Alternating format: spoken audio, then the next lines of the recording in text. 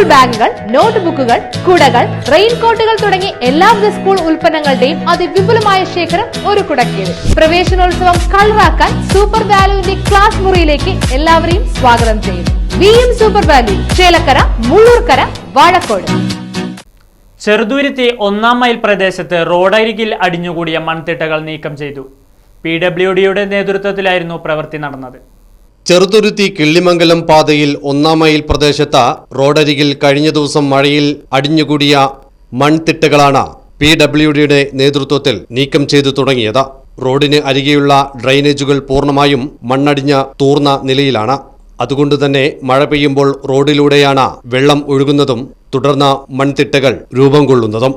ഇത് വാഹനങ്ങൾക്ക് അപകട ഭീഷണിയും ഉയർത്തുന്നുണ്ട്. പ്രദേശത്തെ ചില ഭാഗത്ത് സ്വകാര്യ വ്യക്തിയുടെ എസ്റ്റേറ്റിലേക്ക് വാഹനങ്ങൾ കയറുന്നതിനു വേണ്ടി ഡ്രൈനേജുകൾ മണ്ണിട്ട് തൂർത്തതായും നാട്ടുകാർ പരാതിപ്പെടുന്നു.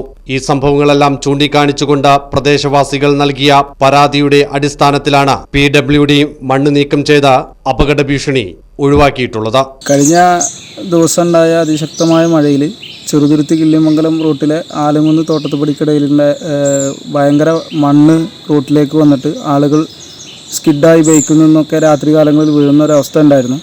അതുമായി ബന്ധപ്പെട്ട് ഇത് കാണപ്പെട്ട സമയത്ത് തന്നെ ആളുകളും അവിടുത്തെ നാട്ടുകാരും എല്ലാവരും കൂടി PWD ചേലക്കരയ്ക്ക് വിളിച്ച് ആ വീഡിയോ അയച്ചതിൻ്റെ ഭാഗമായിട്ട് അടിയന്തരമായി തന്നെ PWD ആദ്യത്തെ റോഡിലെ മണ്ണ് മാറ്റാനും മറ്റു കാര്യങ്ങൾക്കും തുടങ്ങിയിട്ടുണ്ട്.